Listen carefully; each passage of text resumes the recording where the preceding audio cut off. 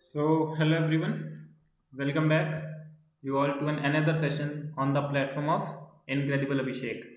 तो जैसा कि आप सबको पता है कि हम लोग अपना वेरियस क्वेश्चंस वेरियस सब्जेक्ट्स के डिस्कस कर रहे हैं which are very very important for the upcoming CAPF 2025 examination as well as CDS 2025 examination. तो ये क्वेश्चन आपको बहुत ज़्यादा हेल्प करने वाले हैं क्योंकि इन क्वेश्चंस के ज़रिए आपको सिर्फ कॉन्सेप्ट ही नहीं बल्कि एक पूरा एक्सप्लेनेशन दिया जा रहा है उसके उसके अलावा जो PYQ है, क्योंकि यूपीएससी का आप सबको पता है PYQ आर वेरी नेसेसरी, वो सब डिस्कस किए जा रहे हैं, वो सब आपको इसमें बताए जा रहे हैं। इसके अलावा जो जैसे कि हम सब जानते हैं कि यूपीएससी का पैटर्न, यूपीएससी का लेवल चेंज होता जा रहा है। अब थोड़ा एप्लीकेशन बेस्ड क्वेश्चन आ रहा है, तो आज के सेशन में मोस्टली क्वेश्चंस एप्लीकेशन बेस्ड हैं। एप्लीकेशन बेस्ड मतलब इसका क्या इफेक्ट होगा, ये किस चीज़ से इम्पेक्ट होता है, ये सब वो आप क्वेश्चन डिस्कस करेंगे। So you will get it to know. So start करते हैं। सबसे पहले तो आपको खुद से पता है कि आपको करना क्या है। सबसे पहले आपको खुद से क्वेश्चन पढ़ना है, आपको खुद से उसका फिर वीडियो पॉज करना है, खुद से उसका एक बार आंसर निकालना है, आंसर मार्क करना है अपनी कॉपी में। अगर आपसे आंसर सही आ गया then it is okay, then it is good. Answer आपसे सही नहीं आया देन ऑल्सो कोई बात नहीं है, क्योंकि उसके एक्सप्लेनेशन में आपको बहुत सारी चीज़ें बताई जाएंगी, बहुत सारी चीज़ें समझाई जाएंगी जो आपको अपने आगे वाले एग्ज़ाम में बहुत ही ज़्यादा हेल्प करेगा। तो स्टार्ट करते हैं। थोड़ा सा मेरे बारे में, I am Priyanshu Nigam and I have clear multiple defence examinations multiple times. तो स्टार्ट करते हैं अपने क्वेश्चन से। पहला क्वेश्चन है, with reference to Indian economy consider the following measures. ये 4 मेजर दे रखे हैं। Increase in bank rate, selling of government securities under open market operations, raising the reserve ratio of commercial banks मतलब CRR, ये होता है CRR, और चौथा है decreasing the reverse repo rate. तो इसमें पूछा है how many of the above measures taken by RBI can lead to increase in money supply, मतलब इनमें से कौन सा मेजर RBI लेगी जो कि मनी सप्लाई को इंक्रीज कर देगी। अब मनी सप्लाई को इंक्रीज करना मतलब मोर कैश को सर्कुलेशन में लाना। जब ज़्यादा कैश सर्कुलेशन में आएगा तो ज़्यादा लोगों के पास पैसा जाएगा तो लोग अपनी डिमांड बढ़ाएंगे। डिमांड बढ़ाएंगे तो क्या होगा, मतलब इन्फ्लेशन बढ़ेगी। तो ये सारे जो मेजर दे रखे हैं इन्हें हम बोलते हैं क्वालिटेटिव मेजर। और ये डिसाइड कौन करता है, ये डिसाइड करता है मॉनेटरी पॉलिसी कमिटी। ये होती है RBI के अंडर। इसमें कितने लोग होते हैं, इसमें 3 लोग होते हैं RBI की तरफ से और 3 लोग होते हैं गवर्नमेंट ऑफ इंडिया की तरफ से। RBI में इसमें गवर्नर भी इंक्लूड होते हैं। अगर जब टाई हो जाता है कोई डिसीजन पे, 3 लोग इधर हो गए 3 लोग इधर हो गए, तो गवर्नर के पास एक एक्स्ट्रा कास्टिंग वोट होता है। क्वेश्चन आता है कि जैसे लोकसभा के स्पीकर हैं, उनके पास पहले इंस्टांस में वोटिंग पावर नहीं होती बट वो कास्टिंग वोट कर सकते हैं। यहाँ पे RBI पहले तो वोट करेंगे, अगर फिर भी बराबर हो गया तो RBI गवर्नर फिर से वोट कर देंगे। सो ये इनका एक स्पेशल कॉन्सेप्ट है, ये आपको ध्यान में रखना है, मद्देनजर रखना है।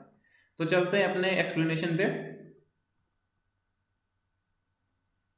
इसमें से मनी सप्लाई कौन बढ़ाएगा। अब पहला है इंक्रीज इन बैंक रेट। अगर हम बैंक रेट की बात करें, ये वो रेट होता है जो RBI चार्ज करती है जब वो कमर्शियल बैंक्स को पैसे देती है।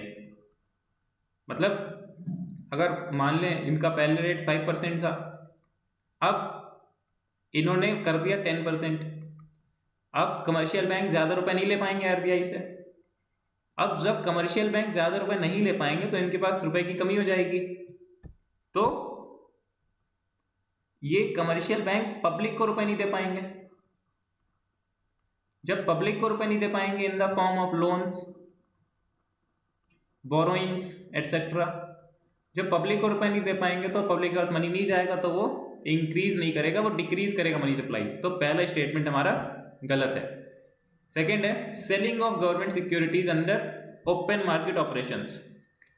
तो ओपन मार्केट ऑपरेशन वो होता है जब हमारी आरबीआई के पास गवर्नमेंट की सिक्योरिटीज होती हैं। अब गवर्नमेंट की सिक्योरिटीज होती हैं तो वो इसे यूज करता है मनी सप्लाई को कंट्रोल करने में। कैसे करता है? फॉर एग्जाम्पल, अगर आरबीआई को मनी सप्लाई इंक्रीज करनी है, पब्लिक हो गई, मनी सप्लाई इंक्रीज करनी है, तो जो पब्लिक के पास सिक्योरिटीज हैं तो आरबीआई इन्हें परचेज कर लेगा और इन्हें बदले में मनी दे देगा और इनसे सिक्योरिटीज ले लेगा। तो जब मनी पब्लिक के पास जाएगा तो इंक्रीज हो जाएगी मनी सप्लाई। ये पॉइंट समझ में आया?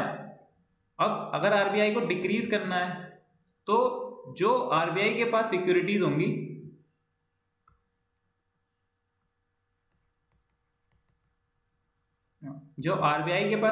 होंगी तो वो पब्लिक को बेचेगा। अब जब पब्लिक को बेचेगा तो पब्लिक के पास जो पैसा होगा वो आरबीआई के पास जाएगा। जो सिक्योरिटीज होंगी, जो ये पब्लिक होगी, पब्लिक को सिक्योरिटीज देगा तो पब्लिक के पास से पैसा मिलेगा इसको। तो जब पब्लिक के पास से पैसा जाएगा, पब्लिक के पास कम हो जाएगा, तब होगी डिक्रीज इन मनी सप्लाई। ये पॉइंट इंपॉर्टेंट है हमारे ओपन मार्केट ऑपरेशंस का। तो सेलिंग अगर करेगा तो इंक्रीज नहीं होगी तो डिक्रीज होगी मनी सप्लाई। हमने यहाँ पे देखा, अगर सेलिंग करेगा तो सिक्योरिटीज पब्लिक के पास जाएगी, पर पब्लिक के पास जो पैसा है वो आरबीआई के पास जाएगा, और आरबीआई के पास जाएगा पैसा तो पब्लिक के पास कम हो जाएगा, डिक्रीज हो जाएगा। पैसा डिक्रीज हो जाएगा, मनी सप्लाई डिक्रीज हो जाएगी। तो second statement is also absolutely wrong. Third है raising the ratio of commercial banks. अब अगर हम कमर्शियल बैंक्स के रेशियो की बात करें, फॉर एग्जाम्पल रिजर्व रेशियो वो होता है जो आरबीआई जब कमर्शियल बैंक से लोन लेती है उस पे जो इंटरेस्ट लगता है उसे अगर कम कर देगा, मतलब आरबीआई अगर पहले 10% इंटरेस्ट देता था पर अब 5% दे रहा है, तो कमर्शियल बैंक जो है वो आरबीआई को पैसे ना देके बल्कि पब्लिक को पैसा देंगे, क्योंकि पब्लिक से ज़्यादा इंटरेस्ट मिल रहा है। तो जब पब्लिक को पैसा देंगे, पब्लिक के पास मनी सप्लाई ज़्यादा हो जाएगी, तो ये क्या करेगा, ये पब्लिक, ये मतलब बढ़ाएगा। ये सॉरी, ये फोर्थ वाला ये गलत हो गया, थोड़ा सा पॉइंट फिर से समझते। थर्ड वाला पॉइंट समझते हैं, ये थोड़ा पॉइंट रिमूव कर लीजिएगा, फिर से समझते थर्ड वाला पॉइंट। बाकी जो पहले दो पॉइंट थे वो तो सही थे, मतलब गलत थे पर हमारे नज़रिए से सही थे। तो थर्ड वाला पॉइंट देखते हैं, raising the reverse ratio of commercial bank. Reserve ratio मैंने रिवर्स रेपो रेट पढ़ लिया था, इस पे बाद में आते हैं, पर पहले अपने समझते हैं हमारा थर्ड पॉइंट जो है रिजर्व रेशियो पे। तो रिजर्व रेशियो क्या है? फॉर एग्जाम्पल एक आरबीआई है, इसने कमर्शियल बैंक्स को बोला कि हम तुमसे कह रहे हैं कि तुम एक फिक्स % अपने पास अलग से रखो और वो हमें दो आरबीआई को। Reserve ratio commercial banks RBI को देते हैं। तो इसने बोला कि 5% पहले कमर्शियल बैंक्स आरबीआई को दे रहा था, पर अब आरबीआई ने इसे इंक्रीज कर दिया है, रेज कर दिया है। तो मतलब पहले 5% था, 100 में से 5 रुपये आरबीआई के पास जा रहे थे कमर्शियल बैंक के द्वारा, बट अब 100 में से 10 रुपये जा रहे हैं। तो पहले 95 rupees commercial banks for example public को दे सकते थे, बट अब सिर्फ 90 रुपीज़ दे सकते हैं। तो अगर कैश रिजर्व रेशियो इंक्रीज होगा तो मनी सप्लाई डिक्रीज होगी। यहाँ पे एग्जाम्पल है इसका। सो ये पॉइंट भी गलत है हमारा, सेकंड भी गलत, फर्स्ट भी गलत, क्योंकि ये डिक्रीज करेंगे। अब है decreasing the reverse repo rate. अब रिवर्स रेपो रेट क्या होता है? तो फॉर एग्जाम्पल आरबीआई को जब पैसे चाहिए होते हैं कमर्शियल बैंक से, पैसे क्यों चाहिए होते हैं? क्योंकि आरबीआई के पास तो है पहले से। आरबीआई को इसलिए पैसे लेती है कमर्शियल बैंक से ताकि वो मनी सप्लाई को कंट्रोल कर सके, ताकि वो इन्फ्लेशन को कंट्रोल कर सके। तो अगर आरबीआई पहले 5% लेती थी, अब उसने मतलब 5% इंटरेस्ट रेट देती थी कमर्शियल बैंक्स को, अब उसने डिक्रीज कर दिया 2% पे। मतलब पहले कमर्शियल बैंक्स को 100 रुपये पे 5 रुपये लोन 5 रुपये इंटरेस्ट मिलता था, अब 100 रुपये पे 2 रुपये मिल रहा है। तो कमर्शियल बैंक्स आरबीआई को पैसे ना देके पब्लिक को पैसे देंगे, पब्लिक को पैसे देंगे तो पब्लिक के पास पैसा ज्यादा आएगा, मतलब इंक्रीज होगी money supply, increase of money supply. तो ये जो फोर्थ वाला है डिक्रीजिंग रिवर्स रेपो रेट, ये मनी सप्लाई को इंक्रीज करेगा। सो बहुत ही इंपॉर्टेंट क्वेश्चन था, बहुत सारे कॉन्सेप्ट हम लोगों ने सीखे, बहुत ज्यादा जरूरी था और इसे अच्छे से याद करना है। तो अपना आंसर क्या है, option number A is correct answer. इसके अलावा थोड़ी सी और इन्फॉर्मेशन देख लेते हैं, वैसे हम लोगों ने ज़्यादा इसे एक्सपेंड कर दिया है बट कोई दिक्कत नहीं है, थोड़ा सा और देख लेते हैं। तो एक होती है एक्सपेंशनरी मनी पॉलिसी, एक होती है कॉन्ट्रैक्शनरी मनी पॉलिसी। बहुत ही सिंपल, एक्सपेंशनरी वो मनी पॉलिसी होती है जिसमें हम इंक्रीज करते हैं मनी सप्लाई को,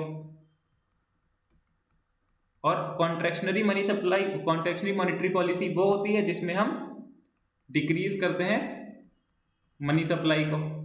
अब इंक्रीज मनी सप्लाई को कैसे करते हैं, डिक्रीज कैसे करते हैं, ये हमने ये वाले पॉइंट्स तो देख लिए थे, थोड़ा सा मतलब ऊपर ऊपर से फिर से पढ़ लेते हैं। अगर हम इसमें अपना इंटरेस्ट रेट रिड्यूस कर दें, रिड्यूसिंग इंटरेस्ट रेट, और यहां पे इंक्रीजिंग इंटरेस्ट रेट।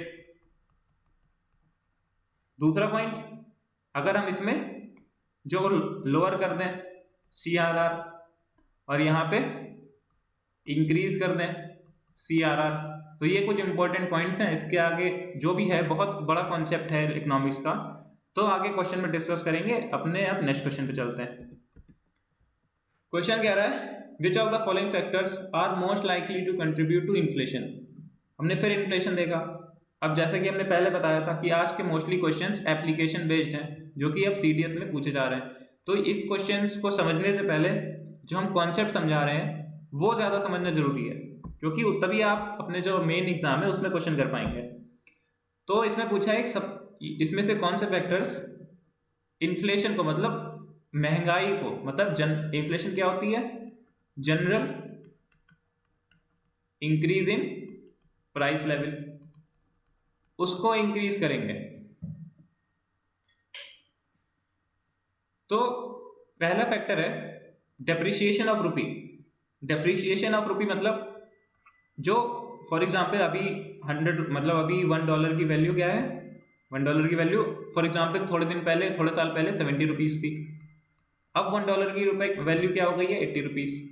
तो यहाँ पे हमारा जो रुपी है उसका डेप्रिसिएशन हुआ है, उसका जो वैल्यू है उसकी कम हुई है। वे अगर यही $1 की वैल्यू 40 रुपीज पे आ जाती तो इसे हम बोलते कि एप्रिसिएशन हुआ है, मतलब रुपये की वैल्यू उठी है। तो अगर हम अपना फिर से पॉइंट पे समझें, डेप्रिसिएशन ऑफ रुपी, अगर डेप्रिसिएशन ऑफ रुपी होगा मतलब रुपये की वैल्यू गिरेगी, तो जो हमारे इंपोर्ट्स हैं वो कॉस्टलियर हो जाएंगे।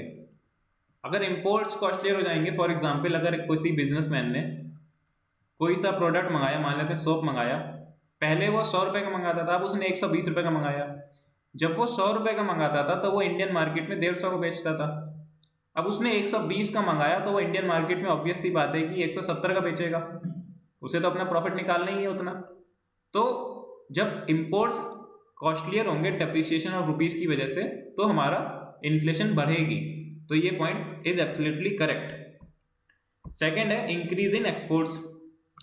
मान लेते कि हमारे पास 100 चीजें हैं, 100 चीजें, पहले 25 चीजें बाहर जा रही थी, एक्सपोर्ट हो रही थी, और 75 चीजें डोमेस्टिक यूज हो रही थी। अब अगर 100 चीजें तो 100 चीजें ही हैं, अब अगर एक्सपोर्ट इंक्रीज हुआ तो फॉर एग्जांपल 50 हो गया हमारा एक्सपोर्ट। अब चीजें कितनी बची हमारे पास, सिर्फ 50 बची डोमेस्टिक यूज के लिए। अब देखिए डोमेस्टिक में पब्लिक तो उतनी है, पॉपुलेशन तो उतनी है, डिमांड तो उतनी है, डिमांड सेम है, बट हमारी जो सप्लाई है डोमेस्टिक में पहले वो 75 थी, अब 50 हो गई, मतलब सप्लाई डिक्रीज हुई है। अब हम सब जानते हैं कि अगर डिमांड कांस्टेंट है तो सप्लाई अगर डिक्रीज होगी,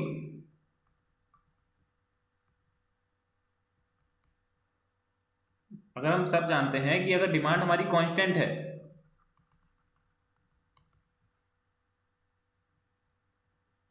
अगर डिमांड कांस्टेंट है और सप्लाई डिक्रीज हो गई तो ऑब्वियस ही बात है कि उनका प्राइस इंक्रीज होगा। अब ये कैसे होगा, ये तो बहुत बेसिक है, ये आपको कॉन्सेप्ट में समझना पड़ेगा। यहाँ पे बहुत मोटे मोटे तौर पे समझा रहे हैं, अगर डिमांड कांस्टेंट है तो सप्लाई और प्राइस इन्वर्सली प्रोपोर्शनल होते हैं। तो मतलब अगर डिमांड सप्लाई कम हो गई यहाँ पे क्योंकि एक्सपोर्ट ज़्यादा हो गए, प्रोड्यूस तो चीज़ उतनी हो रही है और डोमेस्टिक यूज के लिए कम चीज़ बची, तो यहाँ पे प्राइस बढ़ जाएगा। जब प्राइस बढ़ेगा उसे हम बोलेंगे इन्फ्लेशन। तो सेकेंड पॉइंट भी सही है। इंक्रीज इन फिस्कल डेफिसिट। अब फिस्कल डेफिसिट क्या होता है? फिस्कल डेफिसिट वो होता है जब गवर्नमेंट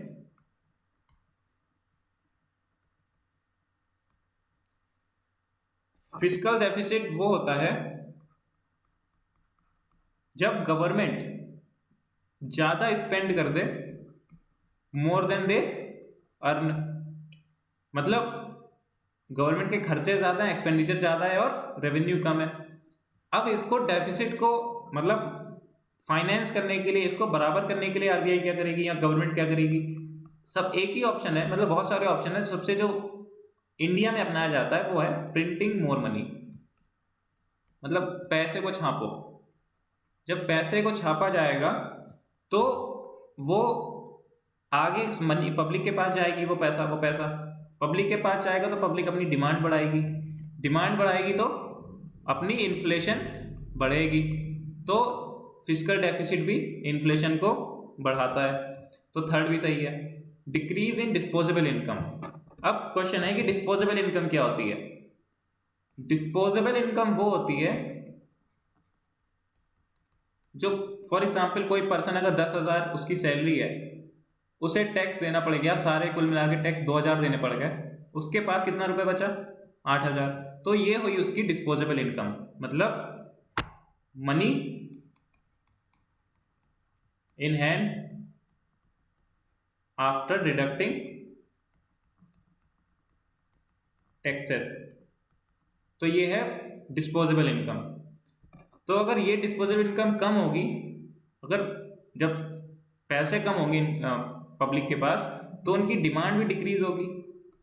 डिमांड डिक्रीज होगी तो प्राइस नीचे आएगा, क्योंकि सप्लाई यहाँ पे कांस्टेंट है, सप्लाई तो उतनी है, पर डिमांड कम हो गई तो प्राइस भी कम हो गया, प्राइस कम हो गया तो इन्फ्लेशन भी कम हो गई। तो ये इन्फ्लेशन को कम करेगा। तो our correct answer is option number A, 1, 2 and 3। तो ये था हमारा डेप्रिसिएशन ऑफ रूपी के बारे में, एक्सपोर्ट और फिस्कल डेफिसिट और डिस्पोजेबल इनकम के बारे में, और वो कैसे इन्फ्लेशन से रिलेट करते हैं। इसके अलावा चलिए वो आगे पढ़ेंगे डिमांड पुल इन्फ्लेशन और कॉस्ट पुश इन्फ्लेशन, क्योंकि अभी बहुत ज़्यादा हो जाएगा। चलते हैं फिर अपने नेक्स्ट क्वेश्चन पे। Which of the following is most probable outcome of N increase in money supply. अभी इंक्रीज इन मनी सप्लाई हमने देखा क्या होता है। Increase in money supply directly proportional होती है हमारी इन्फ्लेशन से, क्योंकि जितना ज़्यादा पैसा पब्लिक के पास होगा उतनी ज़्यादा उनकी डिमांड होगी, जितनी ज़्यादा डिमांड होगी उतना ज़्यादा प्राइस बढ़ेगा, क्योंकि सप्लाई कांस्टेंट है। प्राइस बढ़ेगा तो इन्फ्लेशन बढ़ेगी। तो इसका आउटकम पूछा है। पहला ऑप्शन है industries are likely to decrease their production level. पर अगर हम इंक्रीज इन मनी सप्लाई को देखें तो जब इंक्रीज इन मनी सप्लाई होगी तो डिमांड भी तो बढ़ेगी, डिमांड विल इंक्रीज। डिमांड बढ़ेगी तो पब्लिक को प्रोडक्ट चाहिए होगा और इंडस्ट्रीज को अपना प्रॉफिट बनाना होगा, क्योंकि जब पब्लिक प्रोडक्ट की डिमांड करेगी तो इंडस्ट्रीज अपना प्रोडक्शन बढ़ाएंगी, क्योंकि उन्हें अपना सामान बेचना है, उन्हें अपना प्रॉफिट निकालना है। पर यहाँ लिखा है डिक्रीज करेंगी, डिक्रीज इन प्रोडक्शन लेवल, तो ये स्टेटमेंट गलत है। सेकेंड है high powered money will experience a decline. High powered money क्या होता है? तो ये वो मनी होता है जिसे हम बोलते हैं M0। M0 मतलब currency with public plus demand deposit. अगर M1 M0 आपने नहीं पढ़ा है तो उसको पढ़िए जाके, तभी ये समझ में आएगा। बट यहाँ भी हम जो समझा रहे हैं वो बहुत ही आसान है, क्योंकि M0 मनी को हम नैरो मनी बोलते हैं, हाई पावर्ड मनी बोलते हैं, और ये वो मनी होता है जो हमारे और आपके पास है, आपकी जेब में, मतलब वॉलेट में, मतलब यही आपके पास में। डिमांड डिपॉजिट वो होते हैं, आप अगर अभी पोस्ट ऑफिस या बैंक में चले जाएं, बैंक में चले जाएं, तो वहाँ पे आप तुरंत बोल सकते हैं कि मुझे 10,000 रुपये चाहिए, क्योंकि वो आपके डिमांड डिपॉजिट में है, ना कि टाइम डिपॉजिट में। तो ये भी हुआ हमारा हाई पावर्ड मनी। सो डिक्लाइन नहीं, ये इंक्रीज करेगा, क्योंकि हाई पावर्ड मनी तो करेंसी है, करेंसी विद पब्लिक, और यहाँ हमने देखा कि मनी सप्लाई ज़्यादा है, मतलब पब्लिक के पास मनी ज़्यादा है, तो ये ऑप्शन भी गलत है हमारा। थर्ड है the demand for labour in the economy will decrease, मतलब लेबर है, यहाँ मजदूर वगैरह होता है, the demand for labour in the economy will decrease.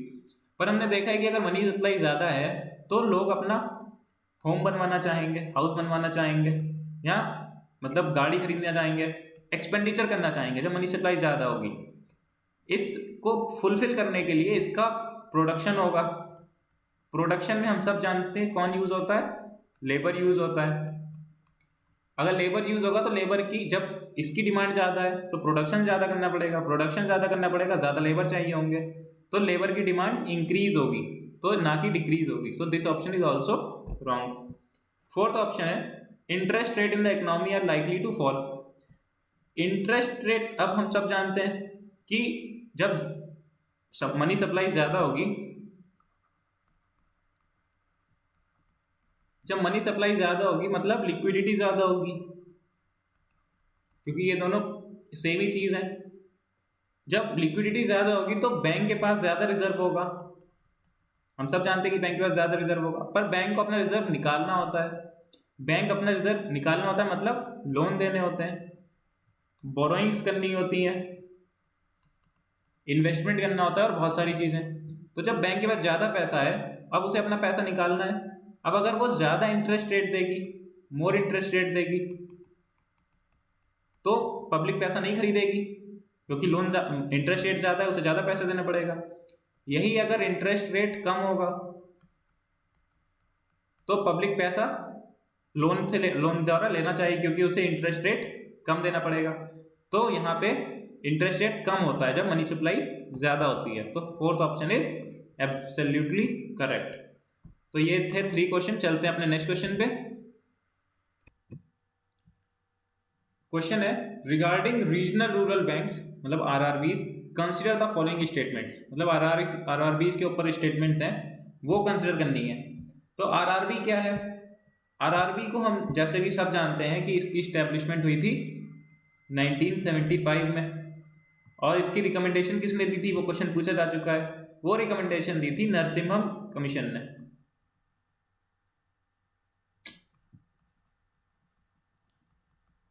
ये कमीशन या ध्यान में रखना है, ये इंपॉर्टेंट है। और इसका ऑब्जेक्टिव क्या है?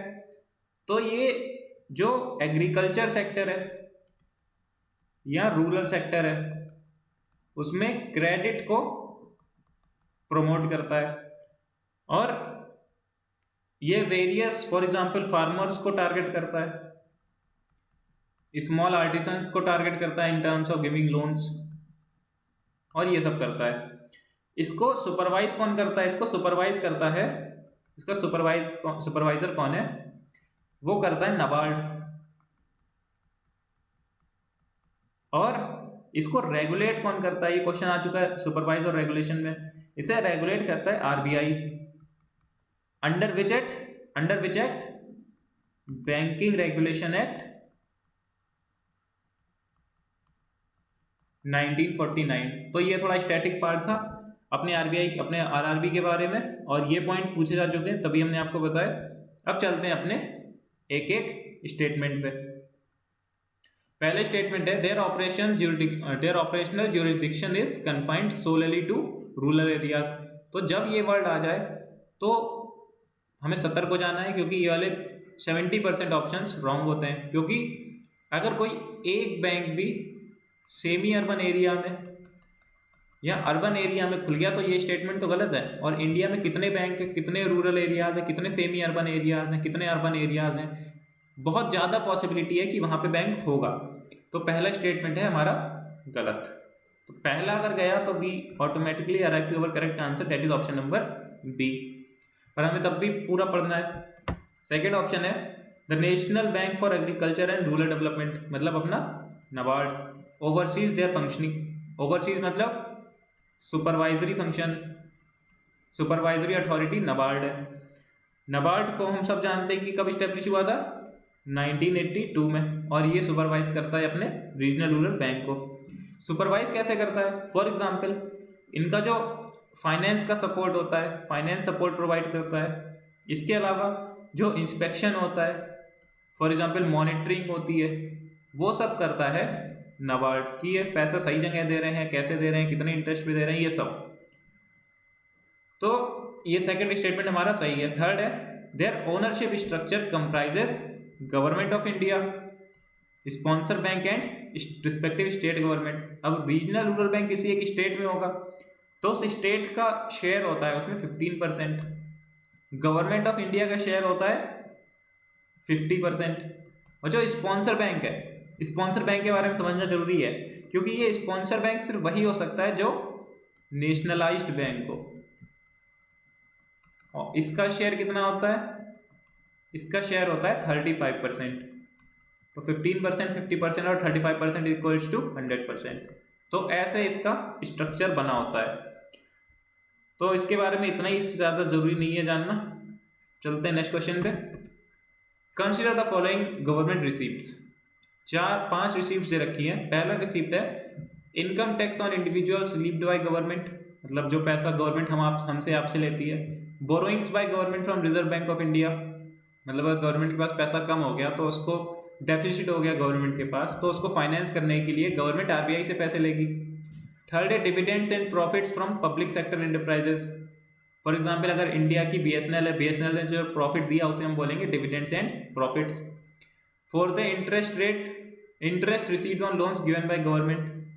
इंडियन गवर्नमेंट ने फॉर एग्जांपल यूएसए को लोन दे दिया 100 करोड़ का, तो उसमें जो इंटरेस्ट आएगा उसे हम बोलेंगे interest received on loans given by government. Fifth है disinvestment proceeds from sale of stake in public sector unit. For example India ने HAL बेच दी, 1000 करोड़ आ गया, तो उसे हम बोलेंगे डिसइन्वेस्टमेंट प्रोसीड्स। तो हमें पूछा है how many of the above are classified as revenue receipt, मतलब इसमें से कौन से रेवेन्यू रिसीप्ट है। तो अगर हम रेवेन्यू रिसीप्ट की बात करें उसके बारे में थोड़ा सा जान लेते हैं। अपने रेवेन्यू रिसीप्ट क्या होते हैं? जहां पे आपको वर्ड दिख जाए रेवेन्यू, रेवेन्यू मतलब एक शॉर्ट टर्म में, बहुत ही आसान भाषा में समझा रहे हैं, शॉर्ट टर्म में बार बार, मतलब शॉर्ट टर्म मतलब वही हो गया बार बार थोड़ा थोड़ा पैसा आता रहे, मतलब कम कम पैसा आता रहे।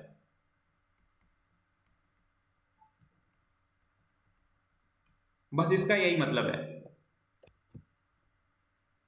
मतलब कम कम टाइम में पैसा आता रहे। जब कम कम टाइम में पैसा आता रहेगा तो इसकी कैरेक्टरिस्टिक क्या होंगी? फॉर एग्जाम्पल अगर गवर्नमेंट ने आपका चालान काटा तो गवर्नमेंट के पास से कोई कुछ उसके ऊपर जिम्मेदारी तो आई नहीं। बाकी जो पब्लिक सर्विसेज है वो अलग चीज़ है, उसमें यहाँ पे हम इन्वॉल्व नहीं कर रहे हैं। उसने चालान काटा, बस काट दिया चालान, तो उसकी लायबिलिटी मतलब उस पर जो जिम्मेदारी है वो इंक्रीज नहीं हुई, मतलब उसने पैसा उसी के पास रहेगा, आपके पास वापस नहीं आएगा। यही वो आपसे उधार ले, अगर फॉर एग्जाम्पल लोन ले गवर्नमेंट आपसे, बोरोइंग करे, तो उस पर एक लायबिलिटी आ जाएगी, पर यहाँ पे लायबिलिटी नहीं आएगी, इंक्रीज नहीं करेगी। इसके अलावा जो ऑलरेडी एग्जिस्टिंग इंफ्रास्ट्रक्चर था उसी को यूज करके, फॉर एग्जांपल गवर्नमेंट ने अपने पुलिस वाले ही यूज करके आपका चालान काट दिया, मतलब जो एसेट होगा गवर्नमेंट के पास वो डिक्रीज नहीं करेगा और यहाँ पे लायबिलिटी इंक्रीज नहीं करेगी। तो ये तो इसकी कैरेक्टरिस्टिक है। अब समझते हैं अपना एक एक क्वेश्चन, मतलब अपना एक एक स्टेटमेंट। पहला स्टेटमेंट है income tax on individuals levied by government. अब हम सब जानते हैं कि गवर्नमेंट के जो हमारा इनकम टैक्स लेती है वो डायरेक्ट हमारे बैंक अकाउंट से काट लेती है, तो ना ही उसके पास डायरेक्ट पैसा तो चला गया, और इनकम टैक्स हर साल कटता है, मतलब शॉर्ट टर्म में कटता रहता है। और ये तो है नहीं कि पूरी सैलरी काट ली, एक फिक्स परसेंटेज काटते हैं उसका, मतलब कम कम पैसा जा रहा है। और सिर्फ आपका ही नहीं, आपके जैसे कितने लोग हैं जो इनकम टैक्स कटवा रहे हैं। तो ये आया हमारा रेवेन्यू रिसीप्ट में, क्योंकि ये हमारी जो कैरेक्टरिस्टिक है, यहाँ पे लायबिलिटी इंक्रीज नहीं कर रही है और ऐसे डिक्रीज नहीं कर रहा है, और पैसा शॉर्ट बार बार आ रहा है और कम कम आ रहा है, तो ये सब फुलफिल हो रहा है यहाँ पे। तो first statement is correct. Borrowing bye government from reserve bank of India. अब गवर्नमेंट ऐसा तो है नहीं कि हर टाइम पैसा लेता रहे। गवर्नमेंट के पास जब फिस्कल डेफिसिट होगा तब अपने आरबीआई के पास जाएगी और पैसे मांगेगी। और अगर उसने आरबीआई के पास से पैसे मांगे तो गवर्नमेंट को इन द फ्यूचर आरबीआई को पैसे देने भी तो पड़ेंगे। और जब पैसे लिए उससे, एक टाइप का लोन ही हुआ, वो बोरोइंग हुई, तो उस पर उसे लाइबिलिटी उसकी इंक्रीज हो गई, मतलब उस पर जिम्मेदारी आ गई, लाइबिलिटी इंक्रीज हो गई। पर यहाँ पे हमने देखा कि यहाँ पे लाइबिलिटी इंक्रीज नहीं करनी है, तो सेकंड हमारा गलत है। और ये आता किसमें?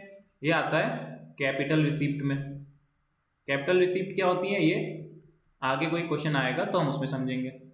थर्ड है dividends and profits from public sector enterprise. हम सब जानते हैं अगर अपना बीएसएनएल है, उसने 1000 करोड़ का एक साल में प्रॉफिट कमाया। अब हो सकता है अगले साल नेक्स्ट ईयर वो 800 करोड़ का कमाए, उसके नेक्स्ट ईयर वो 1600 करोड़ का कमाए। तो ऐसे कम पैसा उसके पास हर साल आता जा रहा है। और ये प्रॉफिट सिर्फ प्रॉफिट नहीं है, मतलब प्रॉफिट ही है, क्योंकि इसमें उसे सैलरी भी देनी पड़ेगी, जो उसका मेंटेनेंस है वो भी करना पड़ेगा। तो कट पिट के ये पैसा कम हो जाएगा, पर ये हर साल आएगा। और यहाँ पे हम देख रहे हैं कि गवर्नमेंट का जो एग्जिस्टिंग स्ट्रक्चर है, एग्जिस्टिंग इंफ्रास्ट्रक्चर है बीएसएनएल, उसमें कोई डिक्रीज नहीं हो रहा है, वो तो वहीं पे है। तो ये वाली क्वालिटी भी, मतलब ये वाली कैरेक्टरिस्टिक भी फुलफिल हो गई, तो ये भी आया हमारा रेवेन्यू रिसीप्ट में। फोर्थ है interest received on loans given by government. For example India ने यूएसए को 5000 करोड़ का लोन दे दिया, बस अभी उसके पास जो लायबिलिटी यूएसए पे गई है, इंडिया पे नहीं आई है। अब यूएसए हर साल इसको एक पर्टिकुलर इंटरेस्ट देगा, फॉर एग्जांपल 10 करोड़ रुपए देगा, फॉर एग्जांपल। ऐसे ही गवर्नमेंट ऑफ इंडिया ने कितने लोन बांटे होंगे, चाइना को भी दिया होगा, रशिया को भी दिया होगा, ये एग्जाम्पल है बस। तो इनसे भी पैसा आ रहा है, तो कम पैसा आ रहा है, बार बार आ रहा है, हर जगह से आ रहा है, तो ये भी हमारा सही है। Disinvestment proceeds from sale of stakes in public sector units.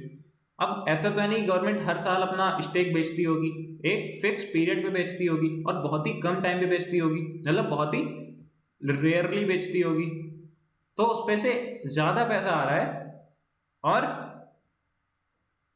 अपनी जो एसेट है, फॉर एग्जांपल उसने एचएएल बेच दिया, उसके स्टेक्स बेच दिए, तो जो एसेट है वो डिक्रीज हो रहा है क्योंकि इंफ्रास्ट्रक्चर जा रहा है यहाँ से। तो ये हमारा हुआ कैपिटल एक्सपेंडिचर में, ना कि रेवेन्यू रिसीप्ट में। अब कैपिटल एक्सपेंडिचर क्या होता है ये भी हम आपको अगले क्वेश्चंस में समझा देंगे। तो ये अगर रेवेन्यू रिसीप्ट में नहीं आएगा तो अपने कौन कौन से आएंगे, फर्स्ट 3 और 4, 1, 3 और 4 is our correct answer, that is option number B. तो I hope you all have understood the concept very clearly. So let's move on to next question. अब क्वेश्चन है बजट के ऊपर। बजट के ऊपर ऐसे भी क्वेश्चन आ सकते हैं स्टेटमेंट में, और करंट अफेयर से भी क्वेश्चन आ सकते हैं, क्योंकि अभी बजट आया है 2025 का। तो अपना ये जान लेते हैं, 3 स्टेटमेंट हैं, देखते हैं कौन सी सही है कौन सी गलत है। पहला स्टेटमेंट है zero based budget considers the previous year as the base year to calculate budgetary allocation and estimates.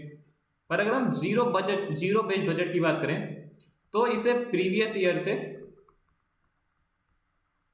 कोई लेना देना नहीं होता है, मतलब ये प्रीवियस ईयर को do not consider as base year,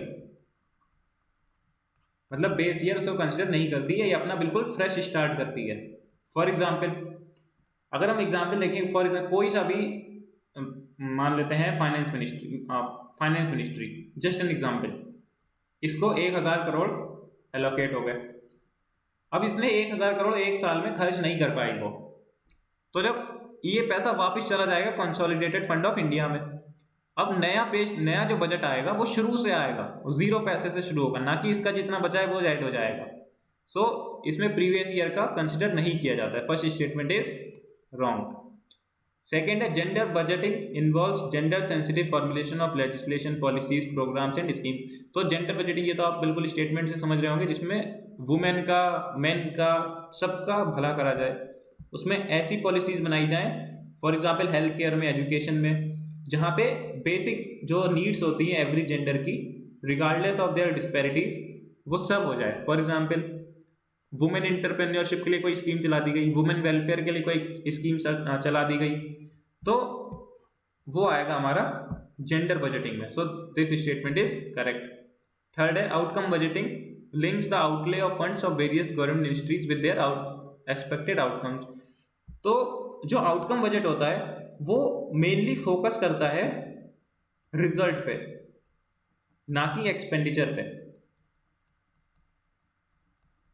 तो ये स्टेटमेंट सही है, outlay of funds of various government ministries with their expected outcome, मतलब रिजल्ट्स। तो आउटकम बजट किससे रिलेट करता है? रिजल्ट से।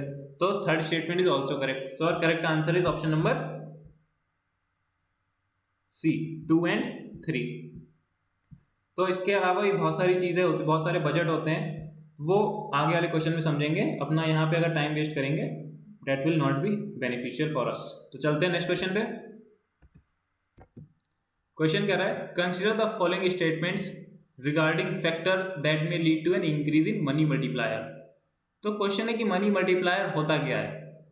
फॉर एग्जाम्पल ये बैंक है, इसने आपको 1000 रुपये दिए, 1000 रुपये दिए, यहां पे आपने इससे कमा लिए 2000 रुपये, ठीक है, बस इतना। अब 2000 रुपये में से आप अपने 500 रुपये खर्च कर लेंगे, 1500 रुपये बैंक में फिर से जमा कर देंगे। तो अब ये बैंक करेगी क्या? ये बैंक 100 रुपये तो निकाल लेगी, वेरेस जो 1400 रुपये होंगे उसे फिर से इन्वेस्ट कर देगी, ठीक है। जिसके पास भी जाएंगे 1400 रुपये वो अपना 200 रुपये खर्च कर देगा। फॉर एग्जाम्पल फिर उसने 1200 रुपये जमा कर दिए। अब 1200 रुपये जमा करे तो उसने 200 रुपये बैंक ने निकाल लिए अपने पास और फिर से 1000 रुपये जमा कर दिए, मतलब 1000 रुपये करेंसी सर्कुलेशन में ला दिए। तो यहाँ पे गवर्नमेंट जो बैंक है वो खुद के पास तो पैसा रख रही है, पर उसी पैसे को निकाल के, उसी में से पैसे को निकाल के आगे भी बांट रही है। फॉर एग्जाम्पल यहाँ पे 1000 रुपये से 2000 रुपये बना लिए, 500 रुपये खर्च करके यहाँ बैंक के पास आए, बैंक ने, ये एक ही 1000 रुपये हैं, 1000 रुपये से 2000 रुपये बने हैं बस, ये 2000 रुपये का कॉन्सेप्ट है। 2000 तो हो गए टोटल बेसिक, उसके बाद उसी में से 1500 रुपये बैंक के पास गए जिसमें बैंक ने 100 रुपये निकाल लिए और 1400 रुपये फिर से सर्कुलेशन में ला दिए। तो ये दूसरा ये हो गया। फिर जिसको 1400 रुपये मिले उसने 200 रुपये निकाल लिए, मतलब बैंक में, फिर बैंक ने फिर से उसी में से 1000 रुपये फिर से सर्कुलेशन में ला दिए। तो जो 2000 की वैल्यू थी वो 2000 प्लस 1400 प्लस 1000, मतलब जो मनी सर्कुलेशन में है टोटल कितना हो गया 4400, मतलब 2000 का 4400 रुपीज अभी सर्कुलेशन में चल रहा है। तो इसे हम बोलते हैं money multiplier. Money multiplier increase कैसे होता है? फॉर एग्जाम्पल जब आप जितना ज़्यादा बैंकिंग सर्विसेज यूज़ करेंगे, बैंकिंग एक्टिविटीज़ ज़्यादा करेंगे, जितना ज़्यादा अपना पैसा डिपॉजिट करेंगे, जितना ज़्यादा पैसा आप डिपॉजिट करेंगे उतना ज़्यादा पैसा बैंक के पास होगा लोन देने के लिए। जितना ज़्यादा लोग लोन लेंगे एट लोअर इंटरेस्ट रेट, उतना ज़्यादा वो डिमांड करेंगे, एक्सपेंडिचर करेंगे, फिर से वो पैसा बैंक के पास जाएगा। तो ऐसे मनी मल्टीप्लायर इंक्रीज होता रहेगा, मतलब पैसे से पैसा बनना। तो इसका मतलब ये है। तो इसमें पूछा है इंक्रीज कैसे होगा मनी मल्टीप्लायर। तो अगर हम पहला ऑप्शन देखें, पहला है increase in repo rate.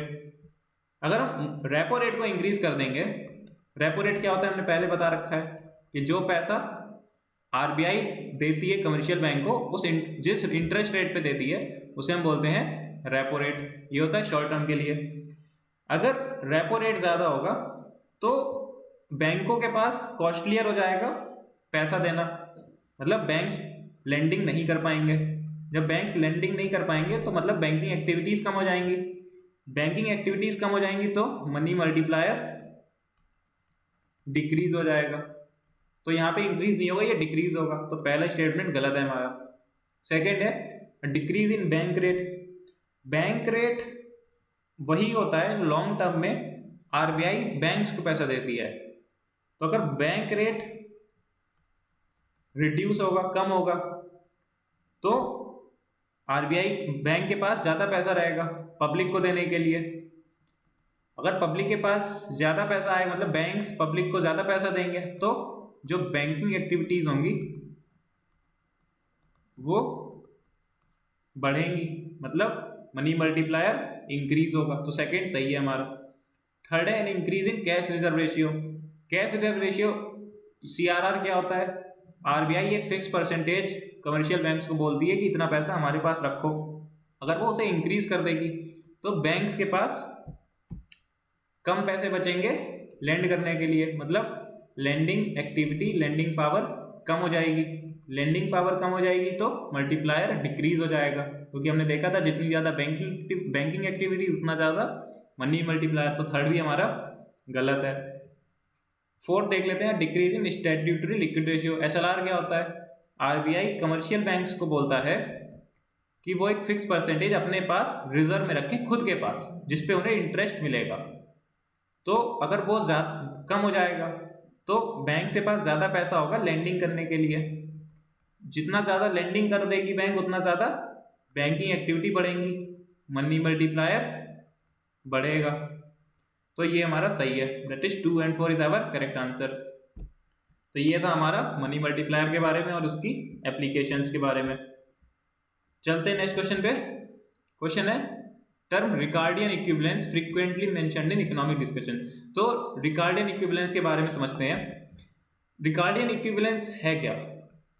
For example आज आपकी सैलरी है 1000 रुपये, इसमें गवर्नमेंट ने टैक्स लेती है 100 रुपये का, आपके पास कितना बचा? 900 रुपये। अब गवर्नमेंट ने आपकी इनकम जो है वो बढ़ा दी, कितनी कर दी?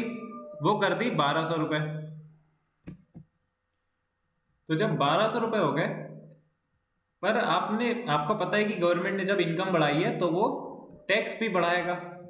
तो पहले आप 900 रुपये मतलब 100 रुपये सेव कर लेते थे अभी, और 900 रुपये खर्च करते थे। आपने ऐसा किया कि आपने 900 रुपये ही खर्च करे और 300 रुपये सेव कर ली, मतलब आपने अपनी सेविंग बढ़ा दी। क्यों बढ़ा दी? क्योंकि आपको पता है गवर्नमेंट टैक्स के रूप में ये पैसा आपसे वापस ले सकती है। तो ये होता है रिकार्डियन इक्विवेलेंस, कि अपनी स्पेंडिंग सेम रहे irrespective of the income. Income कैसे बढ़ती है? जब गवर्नमेंट अपना एक्सपेंडिचर बढ़ा देती है, मतलब जो सेविंग है वो इंक्रीज कर जाए, वो भी इंक्रीज इस वजह से करे क्योंकि गवर्नमेंट टैक्स लेना चाहती है और जो एक्सपेंडिचर है वो सेम रहे। तो ये होता है रिकार्डियन इक्विवेलेंस। अपना एक एक स्टेटमेंट पढ़ते हैं। पहला स्टेटमेंट है a rise in speculative demand for money during a liquidity trap. Liquidity trap और स्पेक्युलेटिव डिमांड, तो ये एक टर्म है जिसे हम बोलते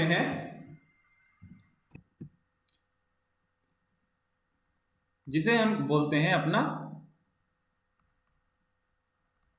कीन्स लिक्विडिटी ट्रैप। अब लिक्विडिटी ट्रैप होता क्या है?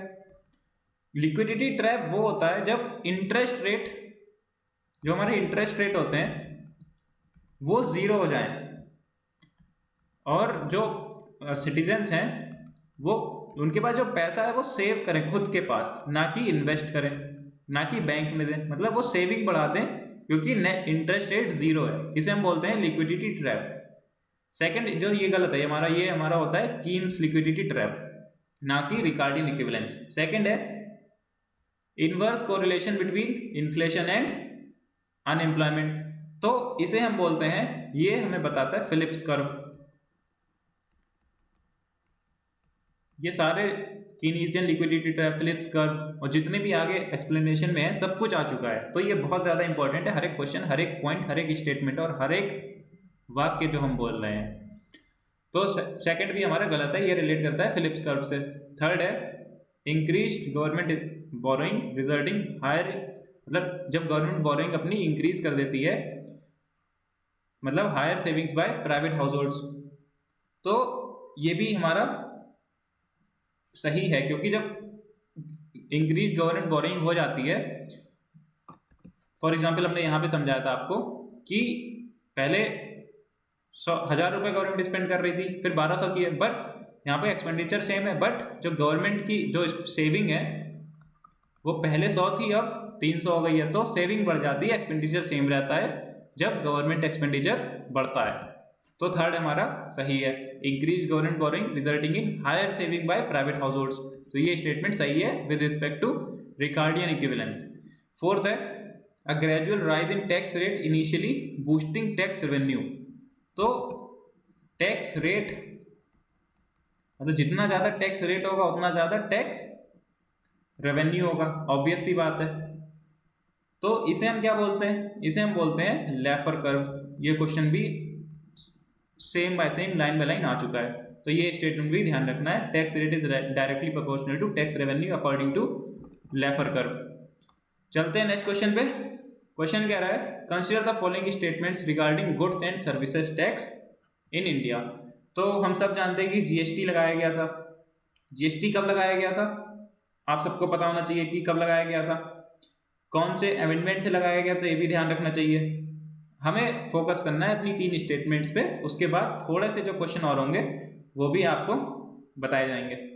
तो पहला स्टेटमेंट है GST is destination based tax applied at every stage of supply chain from production to final consumption.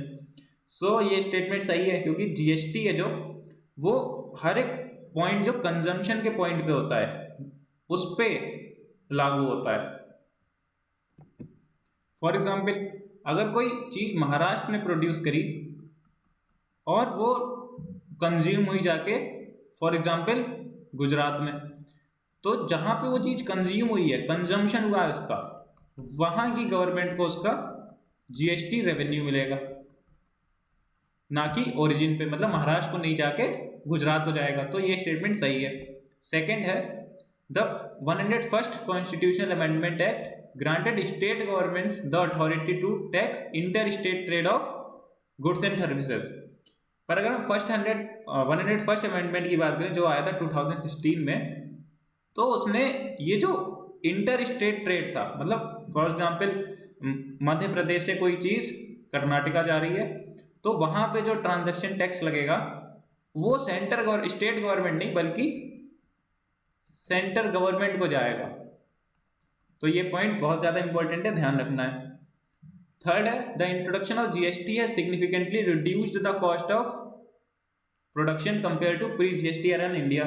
तो ये कह सकते हैं कि सही है या सही नहीं भी है, क्योंकि जो जीएसटी था उसने एक तरीके से सिंप्लीफाई किया, मतलब सिंप्लीफाई किया टैक्स को, सारे टैक्सों को, सारे इनडायरेक्ट टैक्सों को एक जगह इकट्ठा किया, मतलब जो कॉम्प्लेक्स स्ट्रक्चर था उसे सिंप्लीफाई किया, ना कि कॉस्ट ऑफ प्रोडक्शन पे उसका इतना इफेक्ट नहीं था।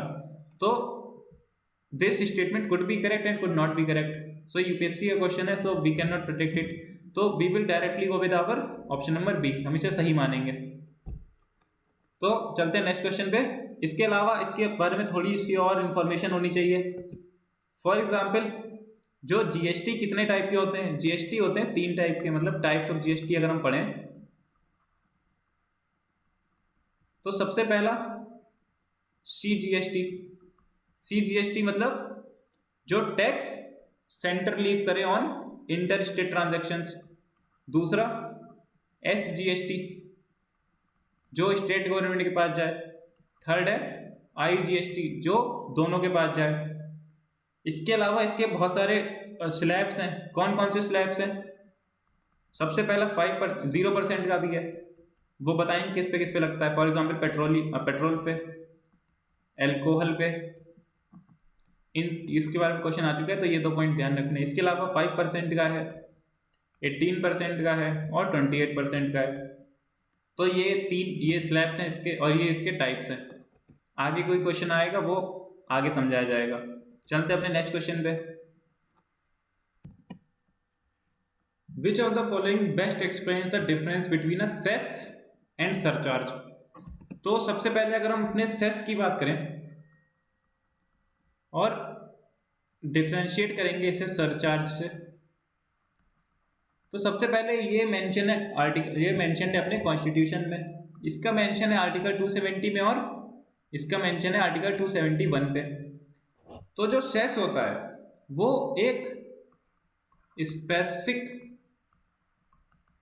पर्पस के लिए होता है, मतलब फॉर एग्जाम्पल गवर्नमेंट ने बोला कि हमें एजुकेशन की सर्विसेज ज़्यादा करनी है, तो उस पर 10% सेस दीजिए या 2% सेस दीजिए एजुकेशन। इसके अलावा अगर उसे हेल्थ केयर पे बढ़ाना है,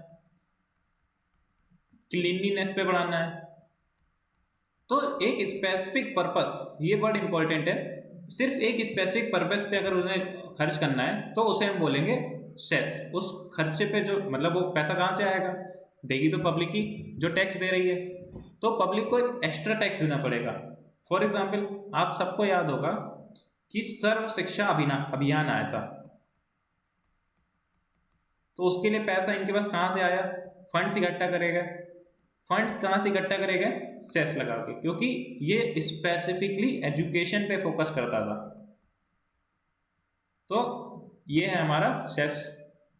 सरचार्ज जो आता है आर्टिकल 271 में, तो ये क्या होता है, ये होता है कि इसे हम बोलते हैं tax on tax. For example government ने बोला कि जिसकी भी इनकम 50 लाख से ज़्यादा है उसे 10% से अलग से अब टैक्स देना पड़ेगा। जितना दे रहा है, इनकम टैक्स दे रहा है, जीएसटी दे रहा है, वो सब तो दे ही रहा है, बट एक सरचार्ज देना पड़ेगा जितनों के पास जो हाई नेट वर्थ इंडिविजुअल्स हैं, उनको एक एक्स्ट्रा चार्ज देना पड़ता है। जब गवर्नमेंट बोले उस चार्ज को हम बोलते हैं सरचार्ज। तो ये दोनों जो सेस एंड सरचार्ज हैं, ये दोनों जब इकट्ठा होते हैं तो जितना भी रेवेन्यू आता है, इससे भी जितना भी रेवेन्यू आएगा वो स्टेट के पास बिल्कुल नहीं जाएगा, वो सारा कर दिया जाएगा, वो सारा जाएगा सेंटर के पास। मतलब इसमें स्टेट का कोई रोल नहीं होता है। तो और ये दोनों फॉर एग्जांपल यहाँ पे सरचार्ज की बात करें, ये डायरेक्ट हाई नेटवर्थ इंडिविजुअल्स पे, मतलब जिनकी इनकम ज़्यादा है उस पर ज़्यादा टैक्स लगा रहे हैं, तो ये हुआ एक डायरेक्ट टैक्स। और सेस कैसे लिया जा सकता है, सेस डायरेक्टली भी लिया जा सकता है और इनडायरेक्टली भी। जीएसटी पे लगा देंगे, किसी भी चीज पे लगा देंगे, तो उसे हम बोलेंगे सेस एंड सरचार्ज। तो ये दोनों क्वेश्चन हो गए हमारे सेस एंड सरचार्ज से। अब अपनी स्टेटमेंट पढ़ते हैं। पहला स्टेटमेंट है, unlike cess revenue the proceeds from surcharge are shared with the state. पर हमने देखा था सेस और सरचार्ज दोनों का रेवेन्यू सिर्फ सेंटर को जाता है, ना कि स्टेट को। So this statement is wrong, तो सही पूछा है मतलब। सेकेंड है, cess is explicitly mentioned in the constitution of India whereas surcharge is not. But हमने देखा कि दोनों ही कॉन्स्टिट्यूशन में है, सेस है आर्टिकल 270 में और सरचार्ज है आर्टिकल 271 में। So this statement is also wrong. Third है, cess is a form of direct tax whereas surcharge is an indirect tax. हमने सरचार्ज देखा था किस पे लगता है, जिनकी इनकम ज्यादा होती है, मतलब इनकम पे लगता है, मतलब इनकम टैक्स पे, इनकम टैक्स इसे कह सकते हैं। तो ये भी एक डायरेक्ट टैक्स है, तो ये स्टेटमेंट भी गलत है। Unlike a surcharge, a cess is generally imposed for a specific purpose। हमने सेस की बात करी थी, specific purpose, for example education, health care या क्लीनलीनेस, तो ये उस पर लगता है। तो ये और सरचार्ज कैसे लगता है, एक पूरा इनकम पे। तो this statement is absolutely correct. So correct answer is option number D. तो I hope you all have understood this concept. चलते हैं अपने नेक्स्ट क्वेश्चन पे। क्वेश्चन कह रहा है, which of the following factors contribute to increase in demand. Demand कैसे बढ़ेगी, डिमांड होती क्या है, जब किसी प्रोडक्ट पहले उसे 2 लोग खरीदना चाहते थे बट अब उसे 5-4 लोग खरीदना चाहते हैं, तो यहाँ पे उसे बोलेंगे डिमांड हैज इंक्रीज्ड। तो क्वेश्चन है कि कब डिमांड इंक्रीज करती है। अगर डिमांड इंक्रीज करें तो डिमांड तब इंक्रीज करेगी जब किसी पर्सन के पास ज्यादा पैसा होगा, उसकी इनकम ज्यादा होगी, तब डिमांड इंक्रीज कर सकती है। या फिर अगर किसी चीज की वैल्यू कम हो गई, मतलब उसकी प्राइस कम हो गया, तब डिमांड इंक्रीज कर सकती है। तो अपनी स्टेटमेंट्स पढ़ते हैं। पहला है, इंक्रीज इन कंज्यूमर्स इनकम। जब किसी पर्सन की इनकम इंक्रीज हो जाएगी, फॉर एग्जाम्पल पहले वो 1000 रुपये कमा रहा था, तो वो उसमें से 800 रुपये खर्च कर रहा था, मतलब 800 रुपये की डिमांड कर रहा था। अब वो 5000 कमा रहा है, तो वो कितने की डिमांड करेगा, 4000 की डिमांड करेगा। तो यहाँ पे जब उसकी इनकम इंक्रीज होगी तो वो डायरेक्ट उसकी डिमांड पे इम्पैक्ट करेगी, तो वो उसकी डिमांड इंक्रीज करेगी। तो first statement is correct. Second है increase in price of substitute good. अब सब्सटीट्यूट गुड्स क्या होती हैं? तो सब्सटीट्यूट गुड्स वो होती हैं, फॉर एग्जाम्पल आप चाय पसंद करते हैं और कॉफ़ी पसंद करते हैं, तो अगर हम पहले हमने बताया था किसी का प्राइस इंक्रीज होगा तो उसकी डिमांड डिक्रीज होगी। यहाँ पे वैल्यू अगर प्राइस डिक्रीज होगा तो प्राइस डिमांड इंक्रीज होगी। तो सब्सटीट्यूट गुड्स वो होती हैं, फॉर एग्जांपल अगर आप टी और कॉफ़ी दोनों पसंद करते हैं तो ये दोनों ही सब्सटीट्यूट गुड्स, क्योंकि अगर एक आपके पास जाएगा तो आप दूसरे पे चले जाएंगे, समझ रहे हैं? कॉफ़ी में तो टी की अगर मतलब प्राइस ज़्यादा हो गया, प्राइस इंक्रीज कर गया तो इसकी डिमांड आप कम कर देंगे। इसका प्राइस ज़्यादा हो गया, इसका प्राइस कांस्टेंट है, तो आप ऑब्वियस सी बात है आप जैसे कितने लोग कॉफ़ी पे चले जाएंगे तो कॉफ़ी की डिमांड बढ़ जाएगी। तो मतलब increase in substitute goods lead to increase in demand of other product. तो second statement is also correct.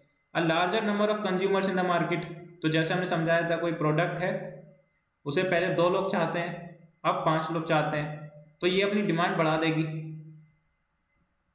Demand बढ़ा देगी मतलब इसकी डिमांड बढ़ रही है, उसका प्राइस ही बढ़ जाएगा। मतलब जब कंज्यूमर ज़्यादा होंगे तो उसकी डिमांड बढ़ जाएगी। सो this statement is also correct. Endorsement of product endorsement मतलब फॉर एग्जाम्पल कोई सेलिब्रिटी है तो वो अच्छी चीज़ों का एडवर्टाइजमेंट कर रही है। अब अगर ऋतिक रोशन कोई अच्छे शूज़ का एडवर्टाइजमेंट कर देगा तो आप जाहिर सी बात है उसको खरीदना चाहेंगे। तो जब जितना ज़्यादा एंडोर्समेंट होगा उतना ज़्यादा उसकी डिमांड बढ़ेगी। तो D option is correct, it is 1 2 3 and 4। चलते हैं नेक्स्ट क्वेश्चन पे। इसके लिए इतना ही, ये बहुत इजी क्वेश्चन था, थोड़ा सा लॉजिकल क्वेश्चन था। अगर आपने थोड़ा सा अच्छा दिमाग लगा लिया then you can easily solve this question. चलते हैं नेक्स्ट क्वेश्चन पे। Consider the following statements, other things remaining unchanged, market demand for a good might increase. Demand कैसे इंक्रीज करेगी ये तो हमने अभी देख लिया। जब सब्सटीट्यूट गुड्स की, जो for example T versus coffee का हमने एग्जांपल लिया था, टी का प्राइस बढ़ेगा तो कॉफ़ी की डिमांड बढ़ जाएगी क्योंकि कॉफ़ी का प्राइस सेम है। तो पहला सही है, प्राइस ऑफ कॉम्प्लीमेंट इंक्रीजेस। अब ये क्या होता है, कॉम्प्लीमेंट गुड्स क्या होती हैं? तो कॉम्प्लीमेंट गुड्स वो होती हैं, फॉर एग्जांपल आपके पास कोई बाइक है, बाइक को चलाने के लिए पेट्रोल चाहिए होगा, तो अगर प्राइस ऑफ कॉम्प्लीमेंट इंक्रीज करेगा मतलब अगर बाइक की प्राइस इंक्रीज करेगी तो आप जाहिर सी बात है उसको कम चलाएंगे, कम यूज़ करेंगे। जब बाइक को कम यूज़ करेंगे तो पेट्रोल को भी आप कम यूज़ करेंगे, तो पेट्रोल की डिमांड डिक्रीज होगी क्योंकि जब पेट्रोल की प्राइस ज़्यादा हो रही है उसकी डिमांड कम हो जाएगी। So second statement is wrong क्योंकि ये डिक्रीज करेगा, यहाँ पे इंक्रीज लिखा है। तो सेकेंड गया तो ये गया, तो ये बचे 1 3 एंड 4। 4 तो सही है क्योंकि 4 दोनों ऑप्शंस में है। 3 को चेक करना है, the good is an inferior good and income of consumer increases. तो क्वेश्चन आता है कि इंफीरियर गुड्स क्या होती हैं? इंफीरियर गुड्स वो होती हैं जो मतलब कम ज़रूरतों की होती हैं, जिसे हम कम यूज़ करते हैं। तो अगर आपकी इनकम ज़्यादा होगी तो आप पहले लोकल शूज़ खरीदते थे, फिर आपकी इनकम कम थी तो आप लोकल पीस पे रहते थे, आपकी इनकम ज़्यादा हो गई तो आप क्वालिटी या कंपनी के शूज़ खरीदेंगे। तो यहाँ पे लोकल गुड्स की इस लोकल वाली गुड को हम बोलेंगे इंफीरियर गुड। मतलब जब इनकम ज़्यादा होती है तो इस इंफीरियर गुड की डिमांड कम हो जाती है। तो third statement is also correct. तो 1 3 and 4 is the correct answer. चलते हैं नेक्स्ट क्वेश्चन पे। If the money supply in economy increases, मतलब लिक्विडिटी ज़्यादा हो रही है, and individual use this extra money to purchase government bonds, what will be the most likely outcome.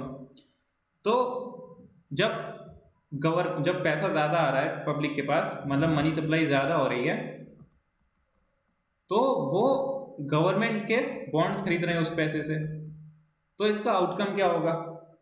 तो ये बॉन्ड्स और बॉन्ड प्राइसेस बहुत इंपॉर्टेंट क्वेश्चन है, इसका हम बहुत अच्छे से समझेंगे अपने नेक्स्ट पेज पे।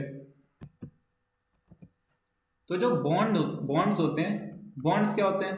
एक पेपर टाइप का होता है, उस पर लिखा होता है कि बाय गवर्नमेंट ऑफ इंडिया कि इस पर्सन ने हमें फॉर एग्जांपल 1000 रुपये दिए और इतने साल बाद हम इन्हें 200 रुपये का इंटरेस्ट लगा के, 1 साल बाद 200 रुपये का इंटरेस्ट लगा के 1200 रुपये इन्हें दे देंगे। तो ये होता है, ये पेपर होता है बॉन्ड।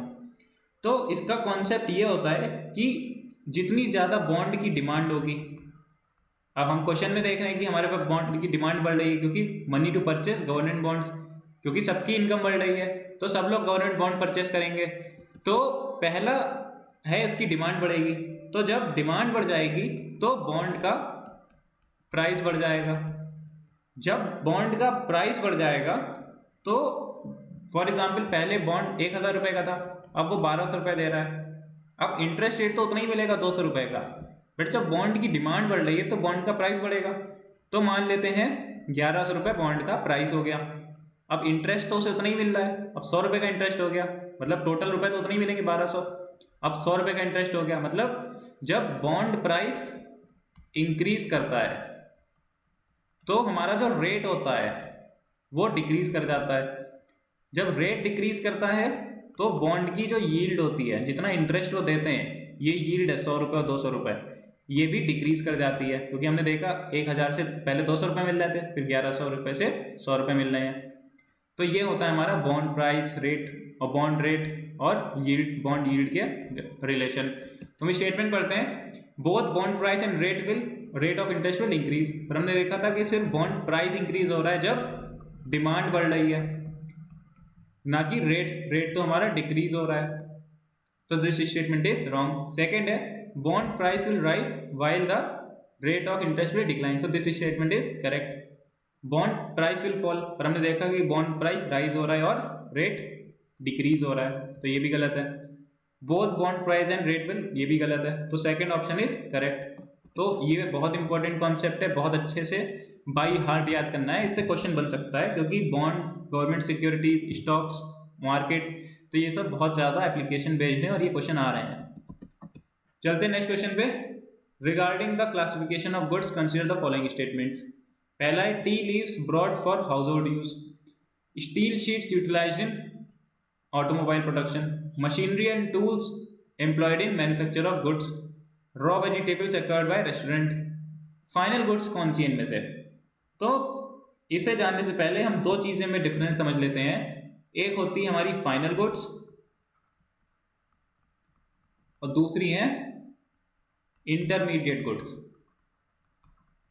अब फाइनल गुड्स और इंटरमीडिएट गुड्स क्या होती हैं? फाइनल गुड्स वो होती हैं जो बिल्कुल रेडी होती हैं कंजम्पशन के लिए या इन्वेस्टमेंट के लिए, और जो इंटरमीडिएट गुड्स होती हैं वो इनपुट्स में यूज होती हैं, उसे कंज्यूम नहीं कर सकते हैं। इसे जीडीपी की कैलकुलेशन में इंक्लूड करते हैं। अब जीडीपी की डेफिनेशन याद आ गई होगी आपको इससे, और इसी से आप रिलेट कर सकते हैं कि जो इंटरमीडिएट गुड्स होती है उन्हें जीडीपी में इंक्लूड नहीं करते हैं।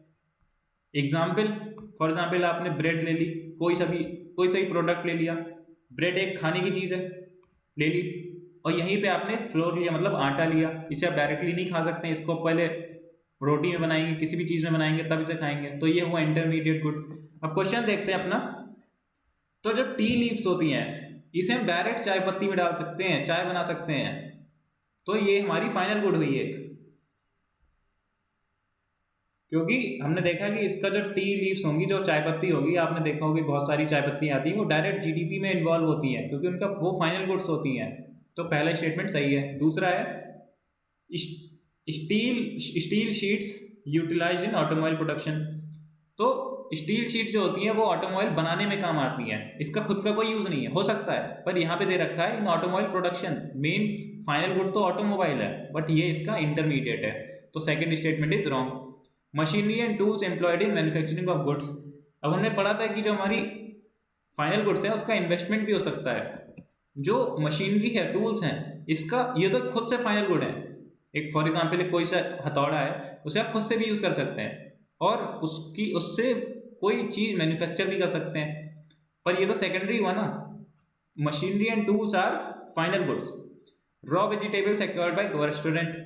तो अब जब रेस्टोरेंट में जाते हैं, बीकानेर में जाते हैं, तो वो आपको बिल्कुल फाइनल गुड देता है। फाइनल गुड बनाता है किससे?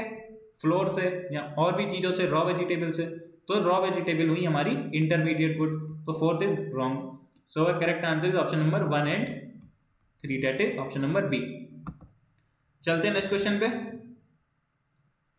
विच of the following statements most accurately defines investment expenditure. तो क्वेश्चन है कि इन्वेस्टमेंट एक्सपेंडिचर होता क्या है। तो इन्वेस्टमेंट एक्सपेंडिचर वो होता है जो पैसा हम स्पेंड करते हैं उस चीज में जो फ्यूचर में प्रोडक्शन दे सके, फ्यूचर प्रोडक्शन कर सके, मतलब कैपिटल फॉर्मेशन कर सके। फॉर एग्जाम्पल अगर बिजनेसमैन को इन्वेस्टमेंट करेगा तो वो कहाँ कहाँ इन्वेस्टमेंट कर सकता है, मशीनरी में कर सकता है, टूल्स में कर सकता है, जिससे वो अपना आगे प्रोडक्ट बना सके। तो ये सब होता है हमारा इन्वेस्टमेंट एक्सपेंडिचर। तो पहला स्टेटमेंट है money allocated for purchasing financial assets such as stocks, bonds. तो ये इन्वेस्टमेंट एक्सपेंडिचर में नहीं, ये फाइनेंशियल एक्सपेंडिचर में आते हैं, क्योंकि ये कुछ प्रोडक्ट नहीं, ये प्रोड्यूस नहीं कर रहे हैं। जो स्टॉक्स हैं या बॉन्ड्स हैं इनका मेन काम होता है जो ओनरशिप है उसको ट्रांसफर करना। So first statement is wrong. Second है total cost incurred by firm to acquire new machinery and equipments for production purpose. तो ये स्टेटमेंट सही है, क्योंकि हमने देखा कि इस चीज से, इन्वेस्टमेंट एक्सपेंडिचर से फ्यूचर में प्रोडक्शन हो सकती है, कैपिटल फॉर्मेशन हो सकता है। तो ये बिल्कुल स्टेटमेंट एक्यूरेट है इसके हिसाब से। थर्ड है the expenditure made by employer on salaries, pension and other employment. तो इससे कोई प्रोड्यूस नहीं हो रहा है, इससे बस उसका कंजम्पशन बढ़ेगी, मतलब ये तो उसने सर्विस दी अपनी, उसका कंजम्पशन है ये। तो third is also wrong. The portion of house hold income saved and invested in long term assets like real estate. So this could be correct, but इसमें एक रॉन्ग टर्म रियल एस्टेट आ गया, ये most appropriate नहीं है। Most appropriate हमारी B है। तो और correct answer is option number B. तो ये था हमारा आज का शो। तो I hope you all guys have liked it. If you guys have liked it, please do give your valuable feedback in the comment section, and also join our Telegram group by the name of Ace Defense Incredible Abhishek, where you will not only get the regular updates of our videos but also practice questions where you can test your knowledge.